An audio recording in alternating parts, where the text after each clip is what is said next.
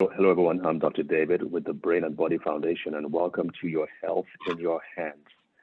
As you know, I'm still in the U.S., and among the things that we've been doing since we came to the U.S. has been to connect with organizations, connect with physicians, especially Nigerian physicians, because of course they understand it, especially those who were raised and who have been trained.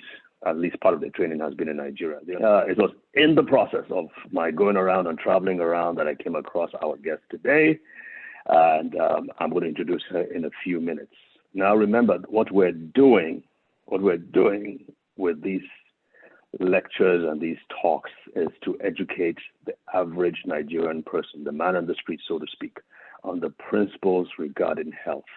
So, and we will continue to look for people to work with and continue to provide. It is our commitment to you to give you the absolute best when it comes to health education so that you and your family can take better control of your health. Now, without much further ado, let me introduce our guest today. Her name is Dr. Susan Edionwe. She is a board-certified otolaryngologist, ENT surgeon, and board-certified lifestyle medicine physician based in Houston, Texas. She specializes in sinus disease and general head and neck disorders, as well as lifestyle wellness. She is currently in private practice in the Houston area and was recently voted top doctor in her specialty in the Houston area. Wow, it's fantastic. Doc, thank you. It's an honor to have you on. Thank you. It's my pleasure to be on the show. Great.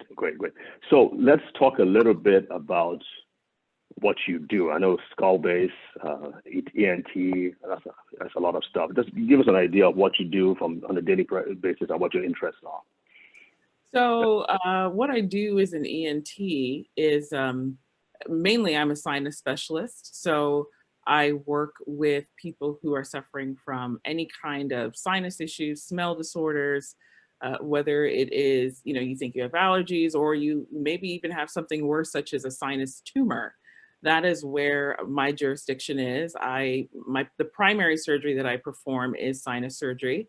I also do surgeries that involve removing tumors. I also do surgeries such as repairing CSF leaks. And what a CSF leak is your brain and your nose, they sit side by side. And if there's a communication through the brain into the nose, you'll get a leak of brain fluid. And that is cerebrospinal fluid leak. Okay, got it. Exactly. So if somebody has that, that is something that I repair. And then aside from my, sinus things, I still do general ENT. I remove thyroids, problematic thyroids. I treat thyroid disease. I treat all kinds of tonsil disorders, mouth disorders, reflux even. Our jurisdiction as ear, nose, and throats, anything from here above, safe to say we can manage it. That is a lot. Wow. And this is probably going to take us into several other discussions, but that's fascinating. One of which, and I know it's not for this time, is autism. I'm pretty sure, because we see a lot of kids with autism in our foundation, and I'm pretty sure you probably have to do a lot with tonsillectomies, adenoectomies, and how about ear infections and all that good stuff, right? Oh, absolutely. That's in the ENT world. That's what we call bread and butter. That is something we all deal with every single day. Got it. So how has your practice changed since COVID-19 hit? I would say, just from there's multiple ways. One, from the standpoint of exposure, for ENTs ourselves, there was a lot of data coming out of Italy suggesting that ENTs were getting sick with COVID-19 because a lot of what we do actually creates aerosol into the air, that if somebody has COVID-19, somebody in that vicinity could get sick. So we saw our practice in general shrink, the things that we did, because we had to protect ourselves. So that's just from our standpoint. From the standpoint of patients and people that we see, like I said, as an ear, nose, and throat, our jurisdiction is here and above. We know COVID causes, a lot of nasal sinus symptoms, causes a lot of sense of smell issues. We also know that people get tested through the nose. So Right. in my practice in particular, I saw all kinds of things. I had people come to me who, had no other symptoms aside from, for some reason, I can't smell anything anymore. I had people come to me who were even worse. This is the worst sinus infection I've ever had in my life. The stuff coming out of my nose is black. What's going on? I had people come to me who didn't really have any significant symptoms, but they were just scared. So they wanted testing. So it really, while we're sort of on the outside of the hospitals where you really see the sick people, we're kind of the screeners. We determine if you have it, if you don't, what your next steps are. And so that's how, in terms of the kinds of people I saw, that's how my practice was affected.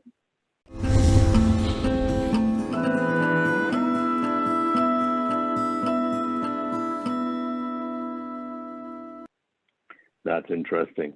So, and again, because COVID-19 it primarily enters the body through the nose and the mouth, right? So you would probably be at the front lines of all the action going on. Mm-hmm. Yeah, especially diagnostically.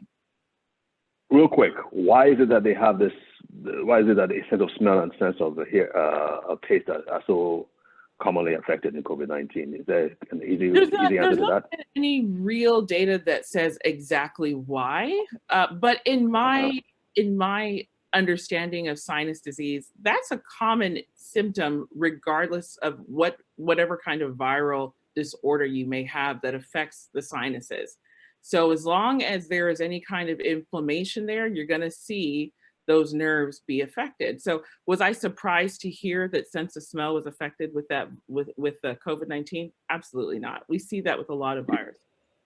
Yeah, but with SARS-CoV-1, was that a common thing? It was not, I don't recollect it being a well-known thing, but I would not say that it didn't happen with SARS either. I think that the difference between SARS and COVID-19 now is we're so hyper-focused on the symptoms that every single thing we're saying, oh, this is COVID, this is COVID. But if we really were to go back, we probably would find that sense of smell changes is something that is quite common with a lot of other viral disorders. And even with COVID, it's not 100%. I've seen many people who do not have any sense of smell changes. In fact, we know one of the problematic things with COVID is that you can be asymptomatic. You can have the positivity and yet not have a single symptom. So the sense of smell changes aren't 100%. And that's why I think we're hyper focused on it because we're so hyper aware of COVID and what it can do. But I really do think that you'd see it in any viral disorder. Okay. All right. Fair enough. All right. Today's topic is about stress and how it affects the brain and body, right? And you are a lifestyle medicine physician. I didn't even know there could be a board certification for that as well. So that's pretty cool. Yeah. And you are very passionate. I can see from your bio and other things that you're very passionate about educating people, especially, I know you've been on the radio for about 2 years in the Houston area. And of course, with the Nigerian physicians, with an advocacy group, which is not exactly AMPA, right? An advocacy group. Maybe we can touch on that a little bit. But we do want to make sure that we get into how stress affects the brain and body, especially during this COVID-19 period, and what we Nigerians, those of us living in Nigeria, need to know specifically. Absolutely. Absolutely. Yeah, you mentioned lifestyle medicine. Yes, and it's something that is a relatively new field, but the wonderful thing is that the complex of medicine is understanding more and more that we have started to focus more on treating diseases with medications and not really getting to the heart of a disease. Looking at lifestyle, looking at how you can really be preventative. If you give people insight into why they even develop their high blood pressure or their heart disease, if you give that to them early, you will start to see behaviors change. And so that's where this complex of medicine is really going. And that's why the American Board of Medical Specialties has even allowed for lifestyle medicine to become something that we can certify in. Unfortunately, when I was training, the things that I've learned through lifestyle medicine weren't exactly emphasized when I was a medical student or even when I was a resident. Right. But I've Me neither. seen, right? So, but when we look at how medicine initially started with Hippocrates, do you know Hippocrates, he used to prescribe exercise, he used to prescribe diet changes. Those were key to how medicine used to really be looked at, as how do we look at the lifestyle and then change behavior in order to curb disease. So that was really why I even wanted to certify in lifestyle medicine. And then once I did, some of the pillars of lifestyle medicine include sleep, understanding sleep wellness, exercise, plant-based diet. And then another pillar that really has my attention, which is what we're talking about today, is stress. I have found in my own practice, as I am taking care of patients with sinus disease or their reflux symptoms, I found myself over and over realizing that I'm also combating the consequences of their stress. So I'll give an example. I have a patient who, she often sees me for her throat symptoms. One of the things that we as ear, nose, and throat physicians treat is something called silent reflux. And what that is you get hoarseness, you feel like something is stuck in your throat, you're constantly throat clearing. It can be very debilitating for some people. They don't want to talk, they don't want to eat. So she came to see me, and I quickly realized that she was a very anxious somebody, just hyper wired, just, everything was causing her to be anxious and tearful. So I initially tried to treat her just with what we normally do, which is reflux medication. We do a scope where we look at your vocal cords and make sure that there's no cancer or tumors. And then we treat you with reflux medication. She kept coming back and we were not making improvement. And finally I said, I'm not going to get you better until you handle your stress, because this is what I'm up against. And she— Wait. Hang on a minute. How do you know she was going through stress? Because it was stress related.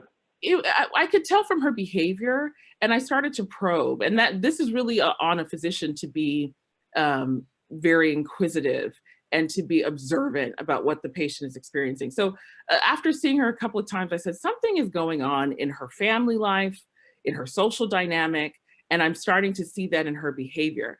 And so I probed and I said, what's going on? Are you under a lot of stress? And then, she became tearful. Yes, I'm going through so much. And after we talked, I said, this is what we've been missing. I'm not able to get your throat symptoms to go away until you control your stress.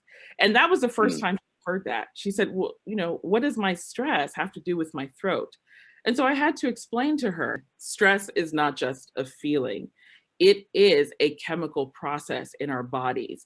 And that chemical process has been shown to be very detrimental, including to our gastrointestinal system. So in her case, her reflux was really being exacerbated by her uncontrolled stress. And so when I really kind of showed her, hey, you're thinking it's just emotions, but this is actually what's hurting your throat, she had to really take it seriously. And she did. And I use her as an example because I'm very proud of the fact that she got that information and she took it seriously. She went to seek a counselor. She really put a lot of effort into controlling her stress. And for the first time in maybe 6 months, after her doing that and incorporating the medication, her throat symptoms finally resolved. So now she always tells me, every time I see her, sometimes if she falls off the wagon, she'll come back to me just for my support, but she already knows what she has to do. She'll tell me, Dr. Edionwe, I know my stress is out of control. And the minute it started to happen, my throat symptoms came back, my reflux is back. And I tell her all the time, you know what you need to do. You know what the number one thing is here. We got to control your stress again. She'll go back to her counselor. She'll get back on her medication. And every single time she controls her stress, her symptoms resolve.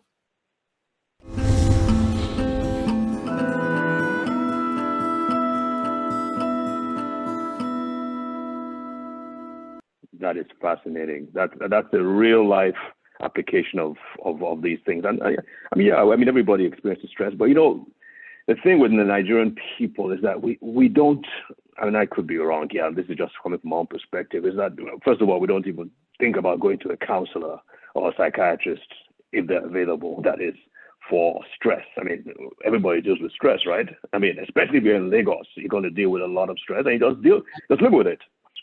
So I know we were talking about this prior to the program. Let's take us through the quote unquote pathophysiology and break it down for us. You know, the way a fifth grader, as they say, would understand it. How does a simple thing as having friction between myself and my spouse, how does that lead to things like hypertension and stroke and kidney failure and all those things? So the first thing we need to understand is, why do we even have a stress response? Because it is created in our body for a reason. And that stress response was really meant to be a self-limited, a very periodic response to danger, or to a reason for us to have what we call a fight or flight response. So let's say you are somewhere and you perceive a threat to your life. Your body is going to start to release certain hormones, particularly two. One called adrenaline, one called cortisol. Cortisol is the primary one, but your body will release those hormones as a way to shut off certain systems that are not needed right now, and to increase other symptoms that you are going to need to run.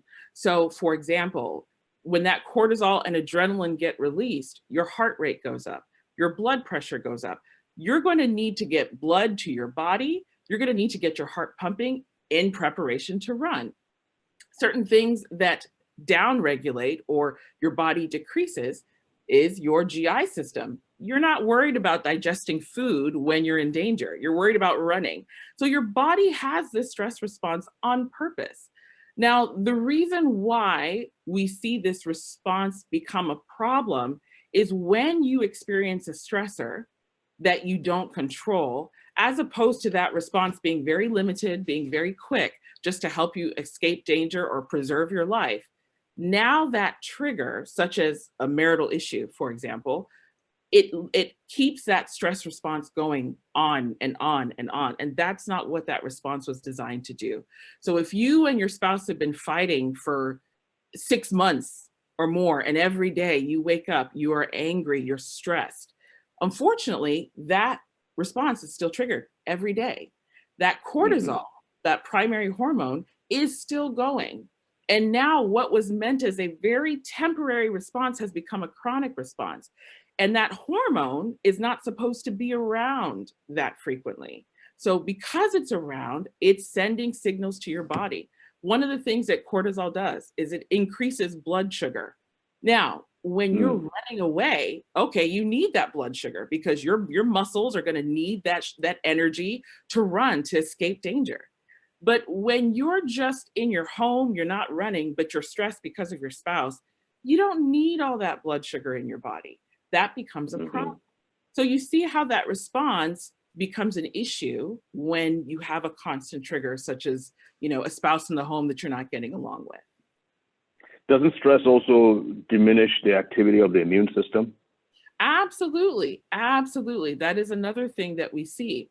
Now, when somebody has the, sort of temporary stress response, when it's appropriate, that system actually improves your immune system.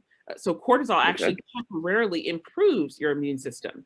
But the problem becomes when that cortisol stays around long term, it actually then sends a reverse signal. The body says, okay, well, this cortisol is around frequently. Maybe we need to diminish the immune system. So we've seen, and some of this is very scientific, but we've seen when cortisol levels stay prolonged, certain parts of your immune system called suppressor cells, they start to flourish and they start to suppress the immune system. And that's when you see things like colds and people being susceptible to flus and viruses. There's a study that came out that showed that if you were to take healthy individuals and put them in a stressful environment and then introduce the cold virus to them, the common cold, those that were stressed, they're most likely going to get the common cold. Those that are not stressed, they're going to do fine. So we've seen well established that cortisol ultimately suppresses the immune system if it's not checked, and you're more prone to sickness. And so imagine if you're already stressed and then COVID-19 is around you, your immune Right. system is going to be susceptible even more so. Wound healing is tied to your immune system. So if your immune system is healthy, then your healing process is healthy. So again, you're seeing Yes. the consequence of elevated cortisol.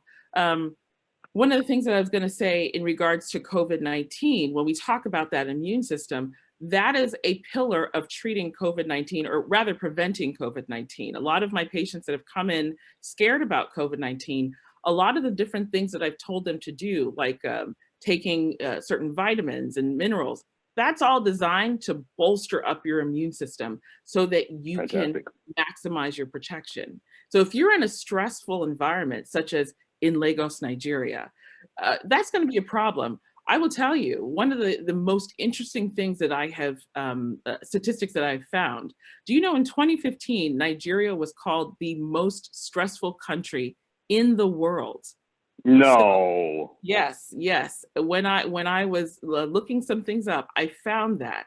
So now imagine being such a stressful country, because Nigerians, we have all the stressors that everyone else has: marital strife, work issues, personal issues between maybe family. We have all the typical stressors, but there's not, aside from just personal stressors, there's also environmental stressors. For example, using the United Absolutely. States, racism is actually considered a stressor. And there's been well-documented studies that show Africans and African Americans in the US suffer from elevated levels of heart disease. And racism is considered an environmental stressor that plays into why Black people in America have worse heart disease and worse health than white people in America.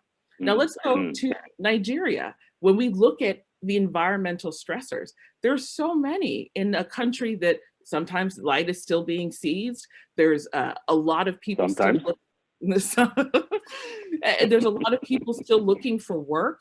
You know, when we look at the recent social unrest with protests and things that people are experiencing in Nigeria, those environmental issues, they are real stressors for the people. And as long as you remain in that environment, unfortunately, you can't escape that kind of stress that's built into your life, on top of what you're already experiencing just as being a human with a husband or kids or family. I think we definitely need to have you come back on, and we'll build upon this process. But I do not want to end this without having you give us your last words for the people of Nigeria. Remember, you're talking to millions and millions and millions and millions of Nigerians. So let's hear it. So my last word to Nigerians who are listening to today's broadcast is, right now, everything in medicine is moving towards prevention, meaning the patient, you as somebody listening to this broadcast, it is up to you to protect your health. It is up to you to stay informed and to stay educated. What we find, medicine is not going to get cheaper. You know, people like me, unfortunately, are still going to cost. Surgeries are going to become more expensive. People are not going to have more access. Even in the United States, we deal with the same thing where people don't have access. So rather than only waiting for access, why not do what you can do now? Taking your health in your hands, understanding what sorts of things can I work on to protect my health, to protect my life, to prevent some of these costly diseases, to prevent high blood pressure, heart disease, even prevent COVID. I will say, you know, we talked about if I was going to be going to church before we started, and I'm trying to protect my family. So for now, I'll be looking at church online, but I'm doing all the things that I need to do, following the recommendations to protect my health and to protect my family's health. And whether it be COVID or whether it be heart disease, there's always something you can do to protect yourself and take control of your life. Absolutely. Couldn't have been better said. Thank you so much, Dr. Susan Edionwe, and we will look forward to having you on soon. In the meantime, stay safe, stay healthy for your patients and for us Nigerians as well. So God bless. Thank you again for having us. Thank you. Thank you. Thank you for being on. My goodness. Okay, take care. Bye-bye then. And folks, we will see you next week. Join us every week for Your Health in Your Hands. Remember, these videos are archived. They are on the NTA website. They are also on our website, brainandbodyfoundation.org. And you can go and catch up on a lot of those videos. God bless. Stay safe. Stay healthy. Bye.